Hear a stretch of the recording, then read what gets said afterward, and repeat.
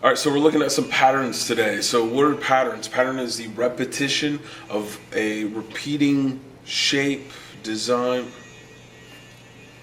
Now, one of the big things about pattern design is that we're seeing a repetition of movement, a repetition of design, a repeating of same shapes. Lights and darks also gives us a sense of rhythm, which is also another form of a pattern.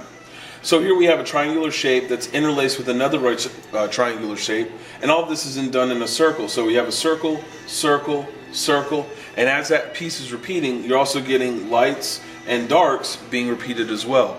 So in your design, think about how you can incorporate pattern, repetition, and movement all in one little piece. So this is your quick example that you're going to work on, and then bridge that into the Tessellation design, and then create the Mandala design after that. It's one long unit, but you got 3 different awesome projects ahead of you. So good luck on your pattern designs. Give us a lot of essence and give us a lot of design and detail work in there. All right, so for this pattern that we're looking at up here, this is a great example of where we're going in this project. This is a Mandala S. Where we're going in this project, this is going to give us a good representation of what our future project is going to look like, which is a Mandala design. Mandala design is an Indian influence based design based upon the roundness, spirituality, lots of color, lots of vibrancy in the overall design. But this is a basic pattern design. That's what I want you guys to start focusing on today.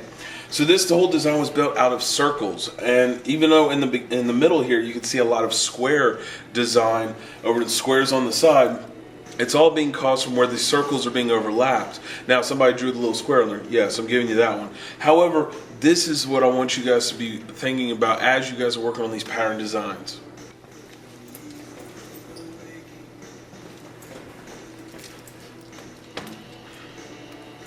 Now for your pattern designs, you guys are going to be working, now for your pattern designs, this is the middle project that we're going to be working on after we start working on patterns initially. You guys are going to create a tessellation design. Now tessellation design is this essentially, which is basically a giant puzzle. You're going to make individual puzzle pieces, and the puzzle pieces have to lock in on each other. Let me show you a quick example.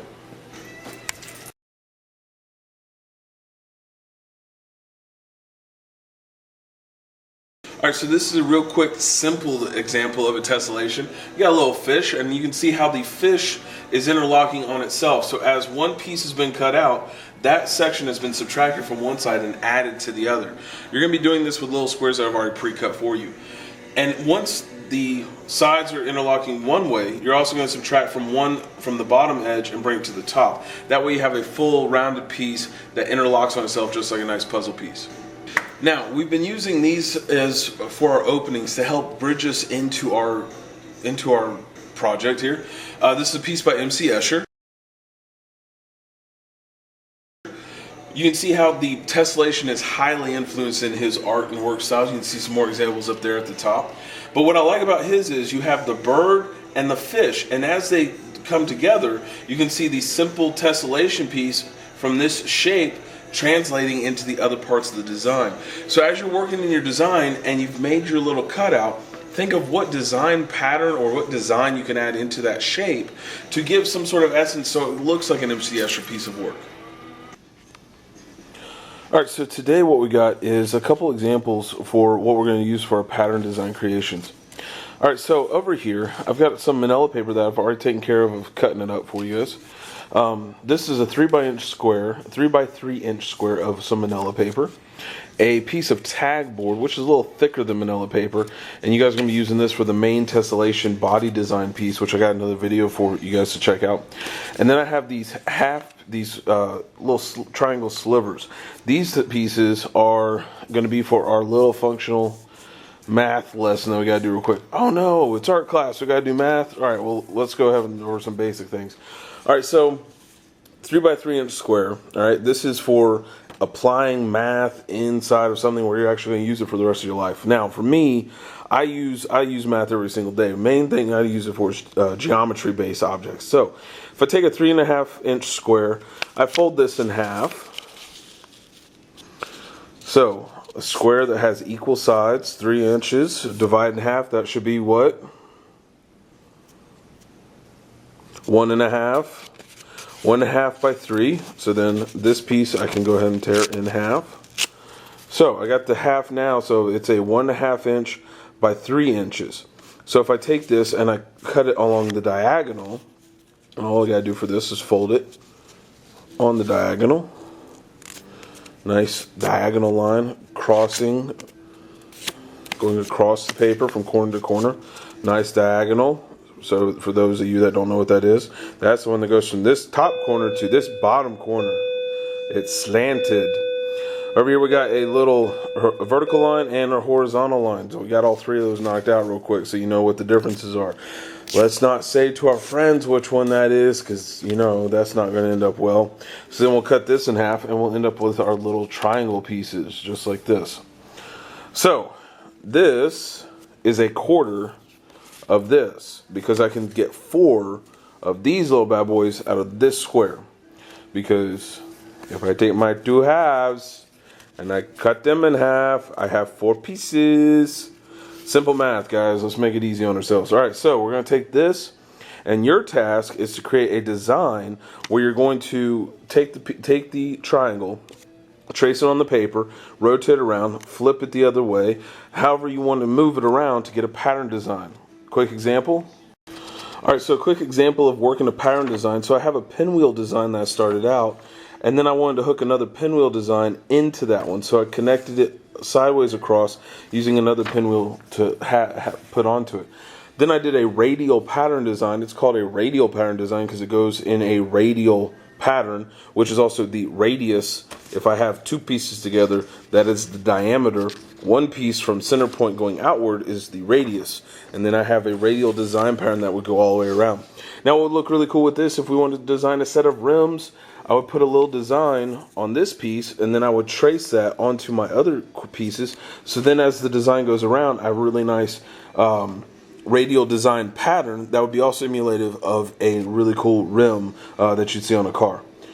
Work on your pattern design, give me a really cool design, knock it out on the paper, give a little bit of detail into those little triangle things. Have fun with it. Later.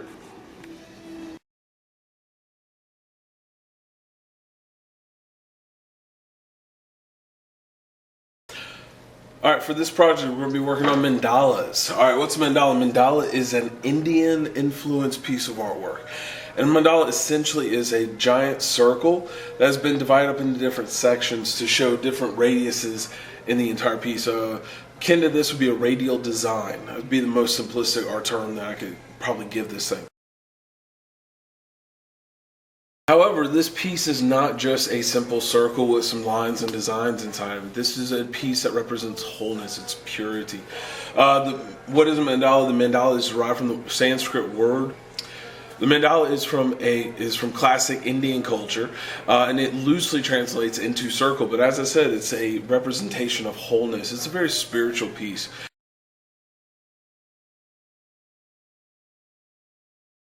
That you're going to be working on to help facilitate our design work. Now, for this piece alone, we're going to be working with principles of design and elements of art hand in hand.